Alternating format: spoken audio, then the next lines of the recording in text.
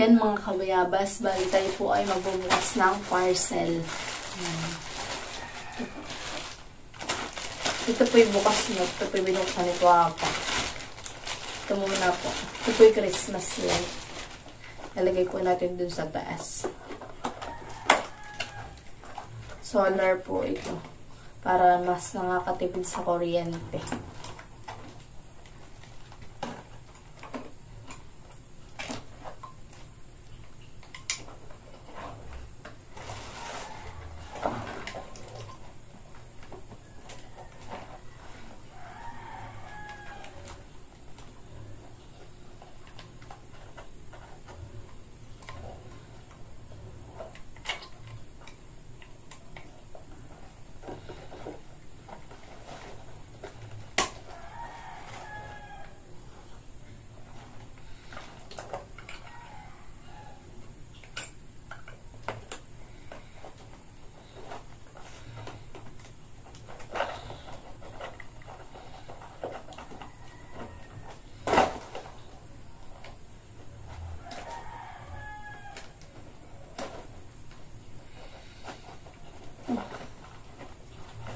Solar po ito.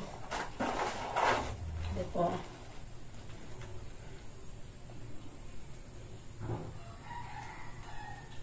Maganda po.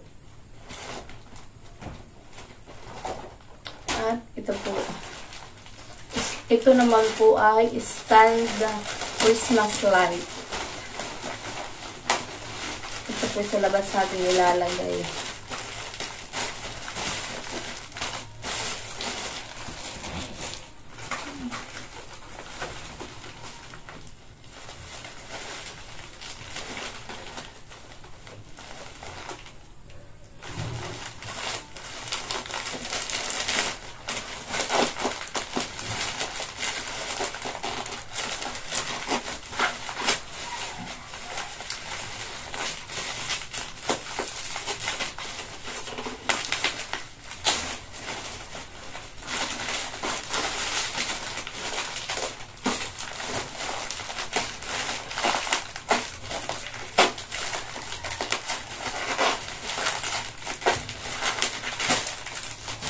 Ito po naman ay dalawang stand Christmas light. Dalawa po ito.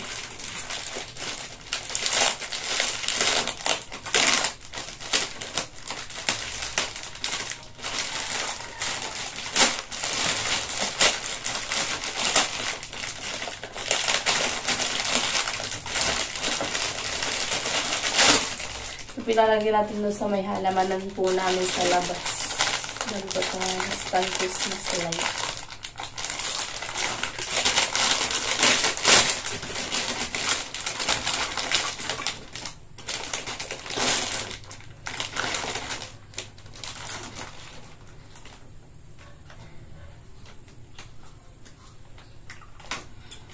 Ang ganda po.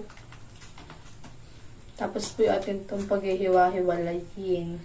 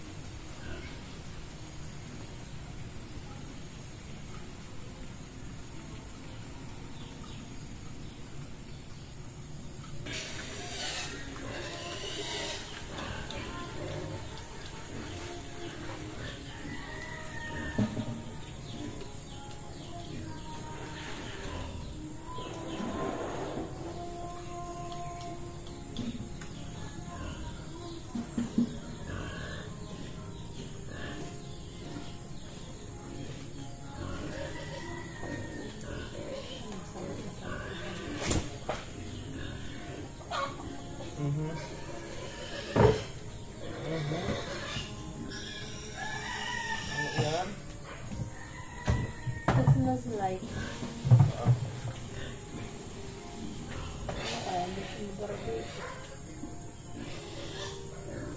Yan mga kabayabas, at ko po nilagay yung isa naman po ay dito. Yan, ito po.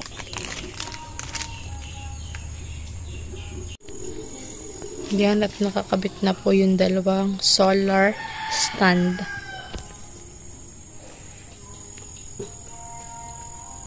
Ito naman pong solar na itong Christmas light na ito ang ating ilalagay dito po sa ating grills. Yan.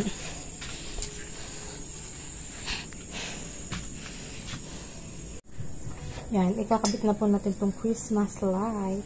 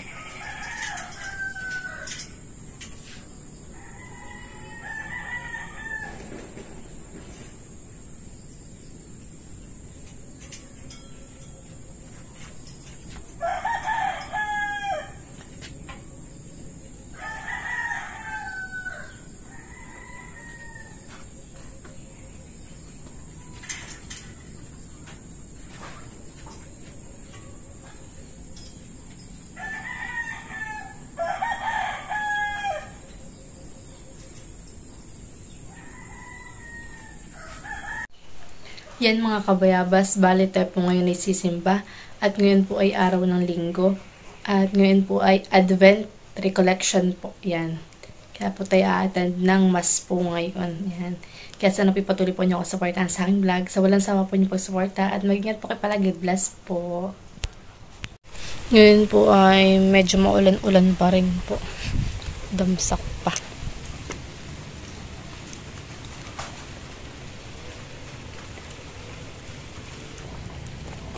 Pag magpapakayan.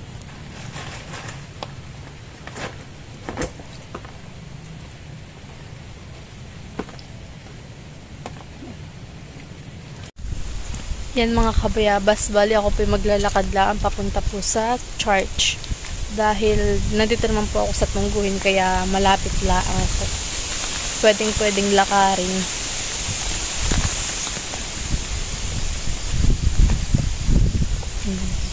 Sa lahat po ng sumusuporta sa vlog ko, maraming salamat po sa inyong lahat. Sa mga subscriber ko, viewers at silent viewers po. Yan, mag-ingat po kayo palagi. Pagdating ko po sa simbahan, ay ako pawis-pawisan na. Yan. At ngayon po ay Advent Recollection. Yan. Dahil malapit na po ang simbang gabi.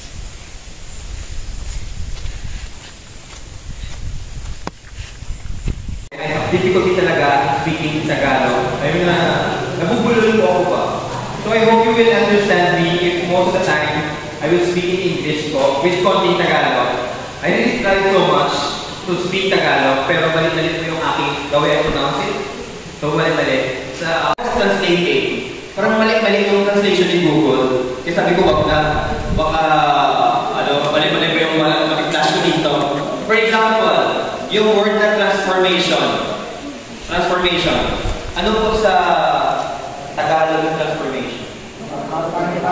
Pagbabago, diba? Pagbabago sa sarili, gano'n. Alam mo yung translate ni Google yung text ko, sabi niya, ang pagbabagong anyo. Di ba parang ano na yun? Parang aswang ako eh. Pagbabagong anyo, parang Power Rangers na siya or ano yan. Diba? So, my text will be in English, pero if you help me, I'll try to translate in Tagalog. Of course, I will ask for your help. So, the title of the recollection is Adviento, ang nagla sa muling pagtukla sa tunay na diwa ng Pasko. Okay? If you remember po sa ating readings kanina about John the Baptist, preparing the way for Jesus is very timely po. Sakto yung ating topic ngayong araw. And what is the reason po bakit ito yung napili kong title or topic? It's because po, when you look at the society, kung titingnan natin yung society in Tagalog, komunidad. Diba? When you look at the society, parang yung meaning ng Pasko ay naiba na kumpara sa dati. Diba? Parang yung totoong diwa ng Pasko ay nawawala na. So, hopefully po, after the talk, with you here, listening, you will be able to be refreshed and to rediscover matuklasan muli ang diwa ng Pasko upang after this, when you go out, paglabas natin dito, i-share natin yung Pasko, anong yung diwa ng Pasko, kasi nakalimutan na natin eh. So as people who are here, it's our responsibility to, again, tell the people what is the real meaning of Christmas. So before we begin po, may I ask everyone to stand a little and have join me in our prayer by singing this song.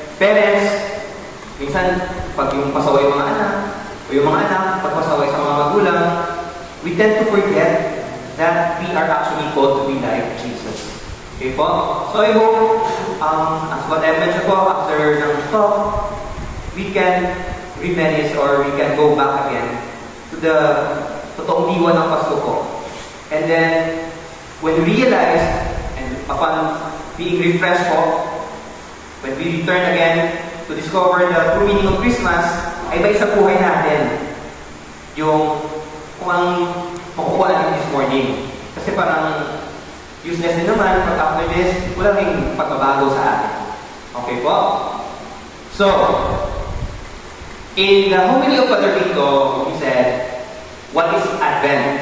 Right? Ano yung Advent sabi ni Padre Vito? It's about, nakalimutan na nila, Father Vince. Ano ba yung Advento? Ang paghahanda. Kung naghahanda, bakit tayo naghahanda? may darating, di ba? Sinong darating? Jesus Christ, okay? So, na-mention niyo yung mga three comings, di ba? Na, pero yung akin po, yung pag-uusapan natin, is paano ba maghanda? Paano yung gagawin natin paghahanda? Kasi alam natin na kailangan maghanda. Pero paano ba? We have to foster love for God. Okay? Paano sa Tagalog? Fostering love for God. Pero I think the rough translation is we have to prepare ourselves to love God. Allowing the things that we do to be like an image of God. How we live with other people, how we talk, how we live our lives is a way of fostering love for God. Okay po? Christmas light, pagkandaan ng Christmas light, Christmas tree. Palakihan ng Christmas tree, pero walang bilhin. Alam niyo, I was in Vietnam for 1 year. Nag-stay po ako sa Vietnam. And Vietnam is a Buddhist country. Siguro, maliit na porsyento lang yung Katoliko. Pero alam niyo yung Buddhist, di ba? They don't believe in Jesus. Nangyuwas sa kanyang Buddha lang. Pero ang funny thing there, kung punta ka ng Vietnam, nagsa-celebrate nila ng Christmas. Pero kung kinanong mo kung bakit nila nagsa-celebrate ng Christmas, wala na, kasi Christmas. You know what I mean? They don't know what's the history, even the history behind kung bakit may Pasko. Christmas originated with what? From the birth of our Lord, Jesus Christ. Pero kung pumunta ka ng Vietnam, may mga kaibigan ako Buddhist, uy, you have Christmas tree. Do you believe in Jesus? Katoliko ka ba? You will ask them. They said, no, we're Buddhist. So, why are you celebrating Christmas? Eh kasi yun yung trendy. Kumbaga, commercialized na ba? Kasi pag wala kang Christmas tree, hindi Pasko. Kasi ngayon, yung Pasko parang negosyo na nga di ba? Parol. There's nothing wrong with that. Pero ang ibig ko sabihin, parang iba na yung pagandahan ng palamuti sa bahay, padalian ng ulam, pagbunggaan ng regalo, pag-Christmas party, di ba? Tapos sabay ang Christmas party niya sa school, hindi pa pero excited na anong labit na gagamitin, di ba? Kung don't worry, ito din ang elementary ako. Parang Christmas party 16, December 1, nag-prepare na kung ano yung gagamitin gamit. Di ba mas excited pa? So yun, minsan, pag-exchange gift, yung binigay mo, maganda na tanggap mo figurine ng picture frame. So magagalit ka, sabi ko, sa akin, yung binili ko sa kanya, sa akin, picture frame lang. Sa akin, alam mo na, I experience in elementary, yung work ng we never forget the love we have for Jesus. Let him be the one to guide us as another New Year's star. And may the spirit of Christmas be always in our hearts. Memorize sino kata ang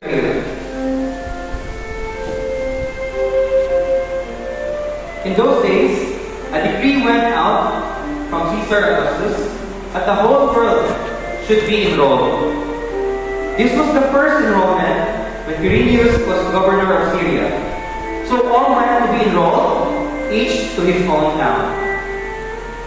And Joseph too went up from Galilee, from the town of Nazareth to Judea, to the city of David that is called Bethlehem, because he was of the house and family of David, to be enrolled with Mary, his betrothed, who was with child. While they were there, time came for her to have her child. And she gave birth to her firstborn son. She wrapped him in swaddling clothes and laid him in a manger, because there was no room for them in the inn. Now there were shepherds in that region living in the fields and keeping the night watch over their flock. The angel of the Lord appeared to them, and the glory of the Lord shone around them. And they were struck with great fear. The angel said to them, "Do not be afraid, for behold, I proclaim to you good news of great joy that will be for all the people. For today, in the city of David, a Savior has been born for you, who is Messiah and the Lord. And this will be a sign for you. you will find an infant wrapped in swaddling clothes and lying in a manger. And suddenly there was a multitude of the heavenly host with the angel praising God and saying, Glory to God in the highest, and on earth peace to those on whom His Savior, His favor rests. Okay po? So, upon recalling the reason of the season, without Christmas, there's no even, celebration in the school, in our workplace. There will be no simbang gabi. Or even if Christ was not born, things will happen differently. But instead of, again, focusing on this beautiful gift of Jesus, look at the picture po. Diba? If you have been to Divisoria, grabe siksikan yung mga tao. Saka, habang busy yung iba sa bili, busy rin yung iba sa nanakaw. Diba? Christmas yan, pero, wala kayo na tanda. Diba? Iba-iba rin yung mga masasamang loob doon that time. Sino si Caesar? Sino siya? The emperor during the time when Jesus was born. And for me, my reflection, the world is turning around that it becomes like Caesar instead of becoming like Jesus. Paano tayo naging Caesar? Kasi, we tend to focus more on power. And, yung sarili nating, what do you call this? Intentions or desires. Look at what is happening in our government. Wala naman sa there's no political color, pero tingnan nyo na lang kung ano nangyayari. Instead of helping one another, they are fighting for power. Sino dapat yung masusunod? Ganun yung nangyayari ngayon. Instead of taking care of their people, or kahit sa sa working place natin. Diba? Kailangan si boss tama. Hindi pwede ko sabihan. Except sa ibang mga bosses na talagang willing makinig. Yun, si Caesar, gusto niya maraming busog. Bawal magundong or yung pagkagalit siya. Okay? Worldly food. From that, his armies were violent talaga. Gusto lang ni Julius Caesar na sarili. We only love the people from whom we can benefit. Are we only going to love the people or our relatives tutulungan ng interes? Ang sabi sa interes, transformation is possible. You know, her story, right? Her Christmas transformation, his Christmas conversion, kasi ang story ni Teres, before, background lang, silang tayo. So background, si Teres, parang may tradition sila na every Christmas season, yung tatay yung naglalagay ng regalo para sa kanya. Okay, parang tradition yun na may dapat ibigay sa kanya. One Christmas day, I'm not sure if I forget, pero when Teres was about to go up to her room, she overheard her father saying something na, ay, dapat mag-mature na yan si Teres. Malaki na siya, dapat wala ng ganito na yan.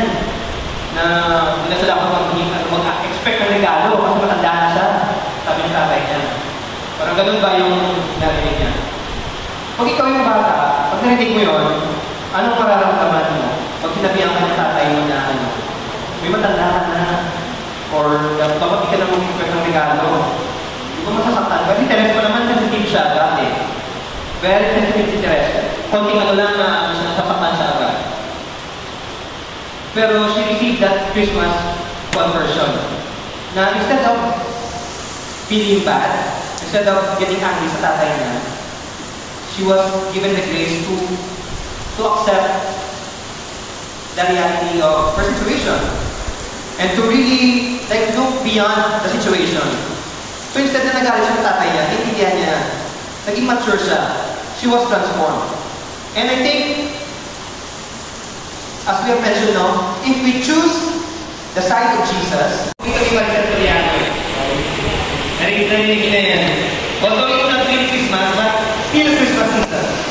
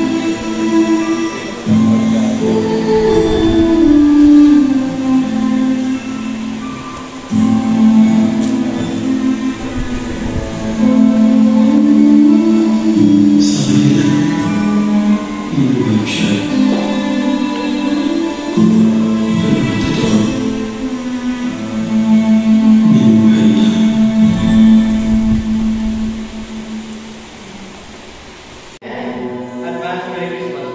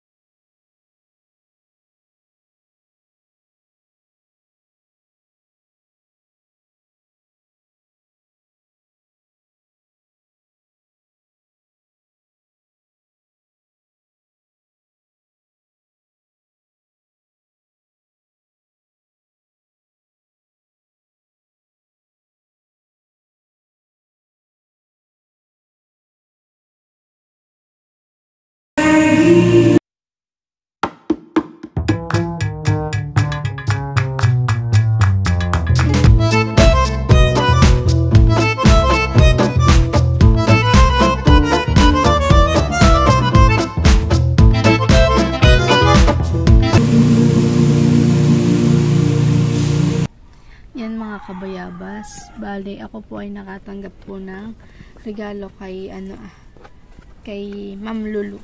Yan. Siya po ay taga Quezon City. Bale siya po ay kasamahan din po nila sister. Yan. Thank you po. Ito po.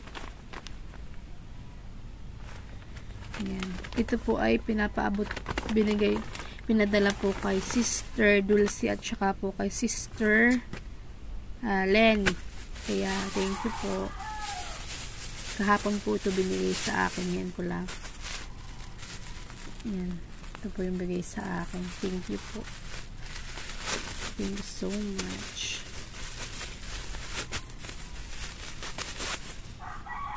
Maganda po at ito po ay bag. Yan. Thank you so much po. Ito po ay mga galing sa simbahan na mga bag. Thank you so much po kay Ma'am Lulu. Yan. Yan mga kabayabas. At ako po ay binigyan po ni Ate Isil ng pika-pika tsaka po chocolates. Kasi may pangalan po. Nakalagay po dito sa plastic. Thank you po Ate Isel at saka po sa nagpadala po sa kanya. Thank you so much po. Yan. May kapartida po tayo.